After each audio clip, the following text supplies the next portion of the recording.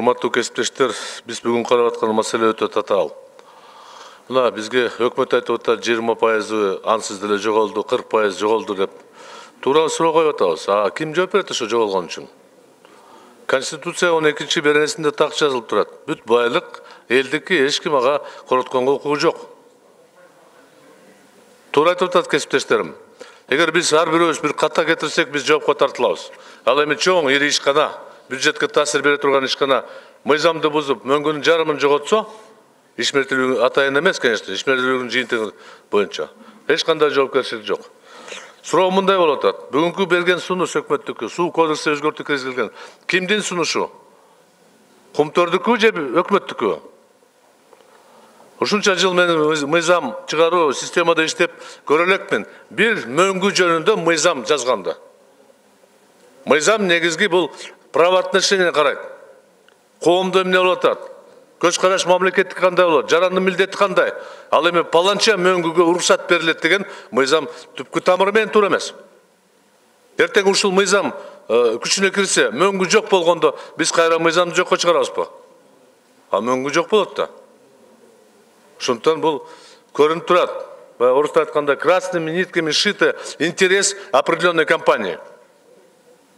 Мен түшүнүп турам. Жогорку Кеңеш сиздерге тапшырма берген. Ошол кумтөр иштеш керек. Жыл сайын бизге 6 миллиард акча берип турсун салык катары. Бирок бар жок деле такыр эле жүгүнүп бериштин кереги жокму? Мен ойлоп атам. Андан көрө өкмөт кошташ мамлекет менен мамиле түзбөйбү жакшыраак, жылуураак, жакын кошуна менен. Бир компания менен жолду издешиңер керек. Мен ойлоп атам, урматтуу кесиптештер, бул жерде Жогорку Кеңешке жүктөштүн кажети жок. Өкмөт өз жол жобосун тапсын.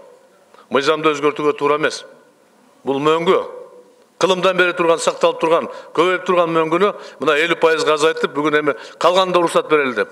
Анан мөңгүнү көчүрөбүз деген сөздө эми бул кичинекей балдар ишенсе ишениши мүмкүн. Планетада өзгөрүлүп баратат, жыл сайын жылуулап баратат. Каякта көчүрөсүңөр силер?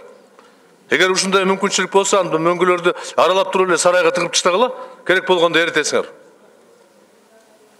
Суу сактагычка суу башта бересиңер. Анда жомок сөт токтотолучу. Мөңгүнү көчүрүп койсо эчтеке болбойт деп. Товарищ Рыскулов, вы что-то из области фантастики говорите. Глетчер деген. Глетчер кыргыз тилинде жок андай сөз. Орус тилинде де жок андай сөз.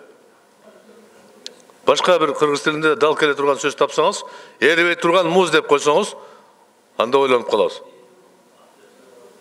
Ошондуктан, урматтуу кесиптештер, мен сиздерден сураган элем, бул мыйзамды биз колдошубуз керек. Тескеринче биз өкмөткө тапшырма беришибиз керек. Азыркы иштеп турган мыйзам негизинде жолду тапкыла иштеткиле.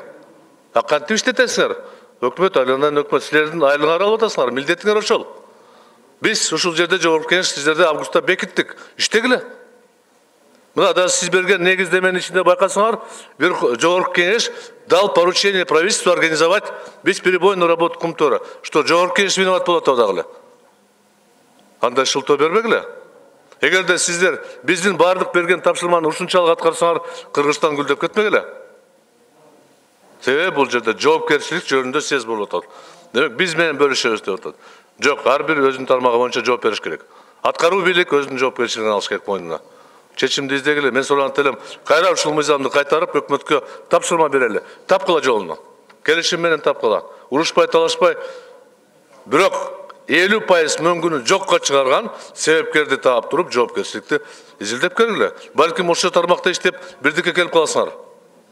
Анан бир ишкана үчүн мөңгүнү талкалагыла, тоонун талкалагыла деп чечим кабыл алыш менимче бул саясий жагынан да туура эмес болот, экономика жагынан да туура эмес болот.